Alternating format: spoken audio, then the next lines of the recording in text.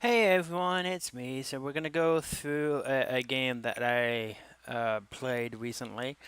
Um, it does tie into the end game series that we're covering. I recently started playing this tournament, and I'm doing horrible in this particular one.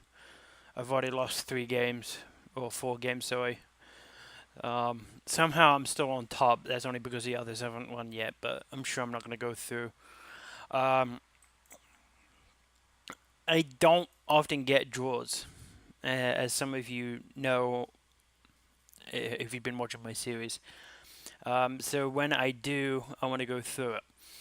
Um, as I've explained before, draws are somewhat funny things because in the end of this game, or towards the end of the game, you have to start doing maths in your head. Is it worth risking and so off? Um, but we'll get into that a little bit when we get to the situation where it started looking drawn.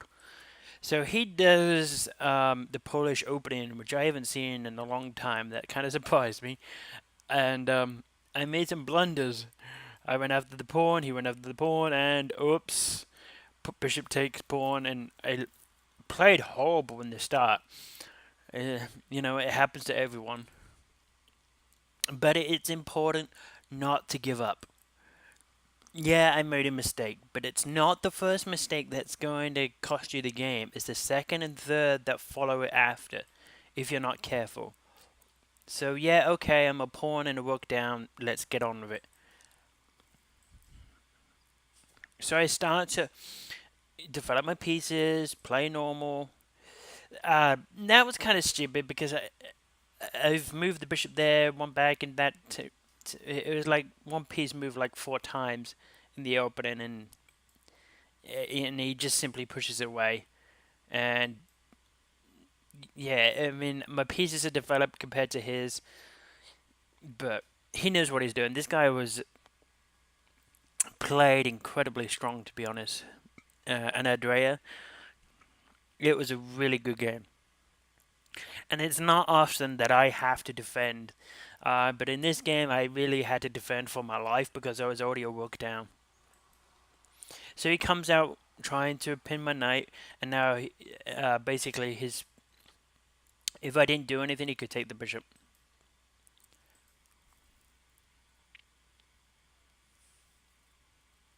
So some of you may have just moved the bishop back, um, but I wanted to get my own back on him to show him too can play at this game.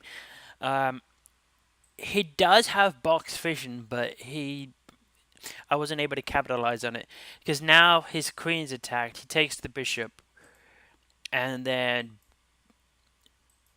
boom, payback. No, I win his rook. Yeah, you had to be careful, because he could have just taken the knight with the bishop and attacked my queen, and it's getting really claustrophobic for black. I can take that rook anytime I want. I don't have to take it straight away. So I wanted to get the knight there to actually protect the square instead of letting him take it. But yeah, he does get this pawn on the right left hand side.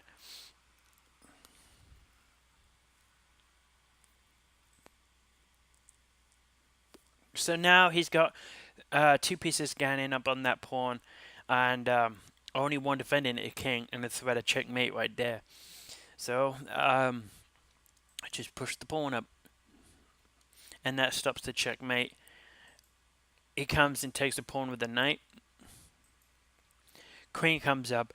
I knew I really needed to castle to get back into this. He comes in with a check. Queen there. He didn't want to exchange yet, and that's when I got my chance to actually castle. And my king felt a little bit safer there. Bishop up.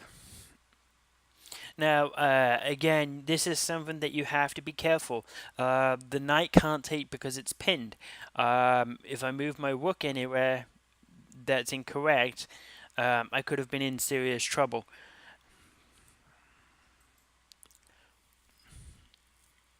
I couldn't put the rook behind the queen because the knight would have taken. And yeah, again, this is where I decided to try and. I thought he didn't exchange queens before. I didn't think he would exchange now, but he did.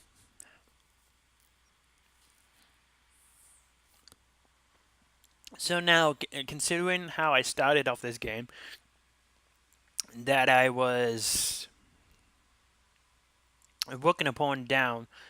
Now we're relatively even, just for a couple of pawns. He's basically 2 pawns up. He starts retreating his knight, and I automatically will win that knight because if he's worried about my rook going up to g1, once he moves his knight, if I go g1, I win the other rook, and I get the free pawn. So that's 1 pawn down. 1 to go. He puts his knight here. It has to be said, this is when he start offering me draws. Um, Around about here. This is when he started to offer me a draw. Um, I didn't really want to take it because, in my mind, this isn't a draw. Uh, me as black still has a chance. I know he plays. I know he plays really strong, but I know from experience in the end game, a knight and bishop team works better than 2 bishops or 2 knights, because it's easier to predict two of the same. Like knights can only go on a certain pattern, bishops can go on a diagonals, but if you have a knight and a bishop, it's just more things to consider and uh, to think about. So he goes after the knight.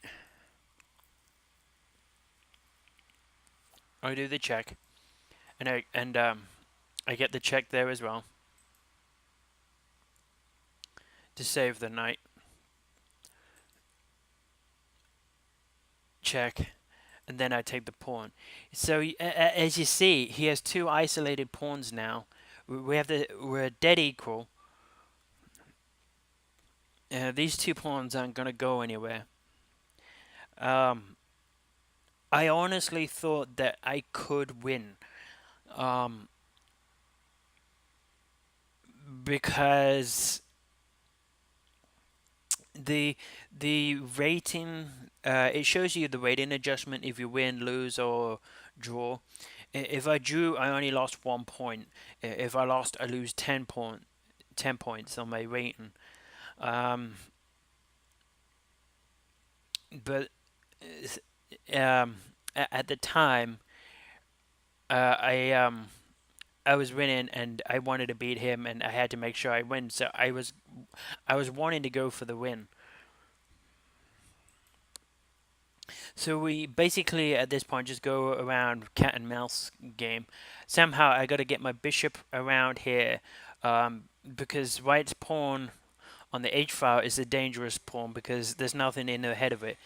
So I wanted to make sure my bishop was in a position to get to this square to actually stop it coming forward. That's why I put the knight there, so I couldn't put it here, or basically to kick away my knight, because this knight can't take the pawn on this square. So here we go. So he starts moving the pawn, and he moves the pawn again, and that's when I move my knight. One, to protect this square, because once the pawn moves forward, it's out of the knight's protection. And then I can also put my bishop here to cover h7.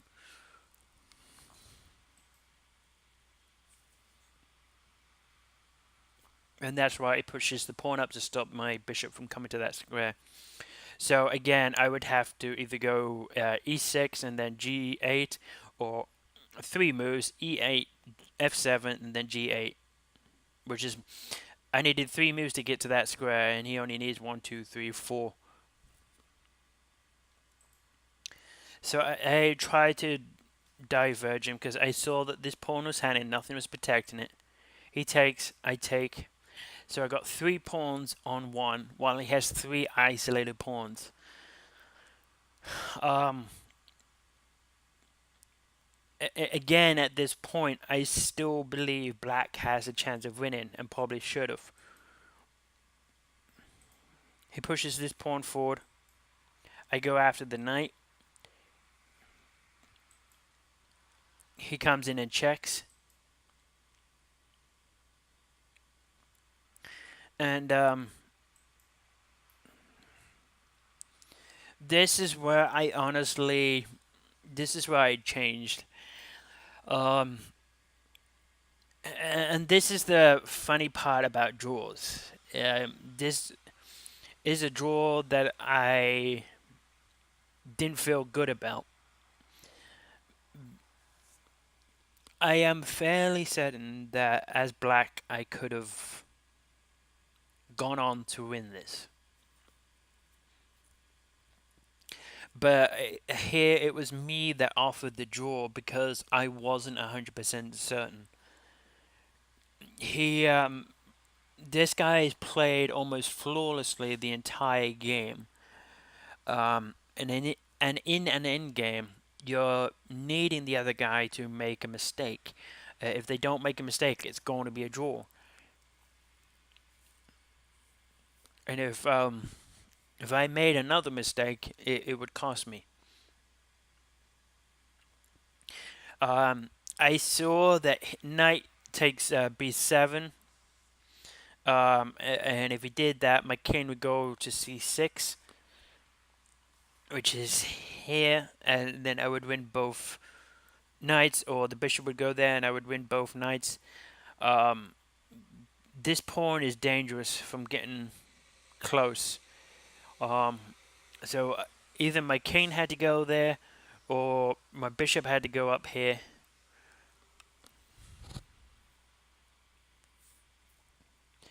I mean,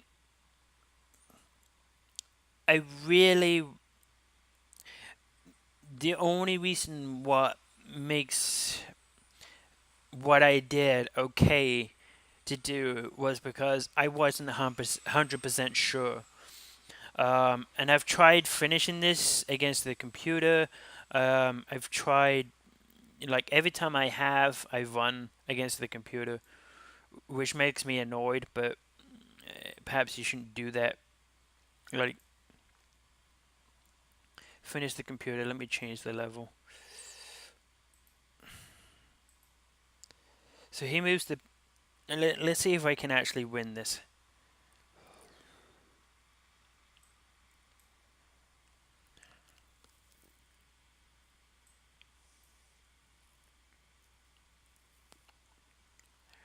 Because if I find out that I could have won this, that would make me even more annoyed than I am already about this.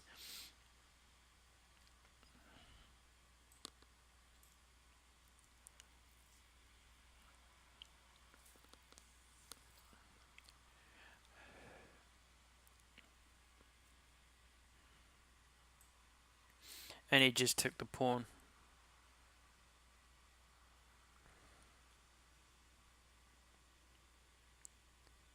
Why didn't he take the pawn?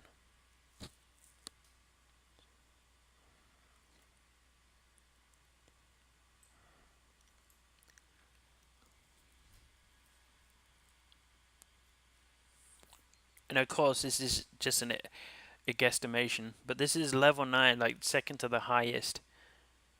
Checks, and he wins the bishop.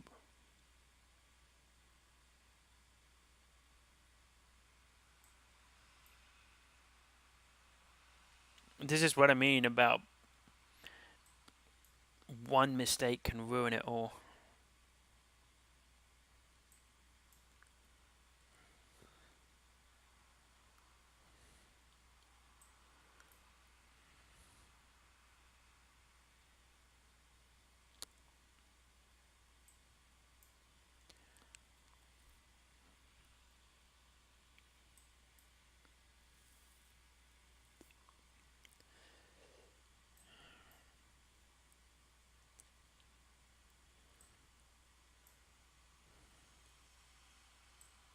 He's got the knight.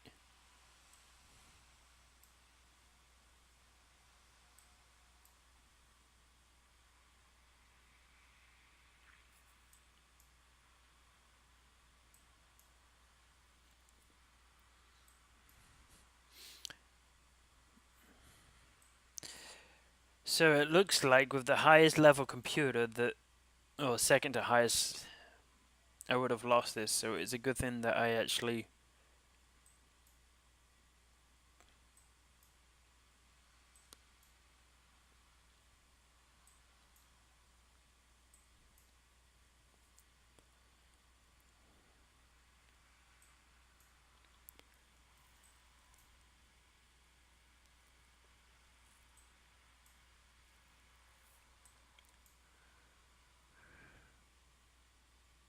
Oh, look at that. That's just poetic. Yeah. So maybe it was a good thing that I actually offered the draw. I mean, in the end, overall, I just didn't know for sure that I could have run, or and I was risking losing 10 instead of 1. So I offered the draw. Um, so yeah, it's a good thing to do when you're. If I mean, if you're not 100% sure that you can win, then obviously going for the draw is the right thing. And yes, I'm in the middle of an end battle right here.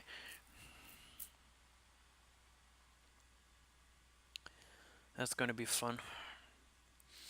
But so, and I should say that he was a good guy.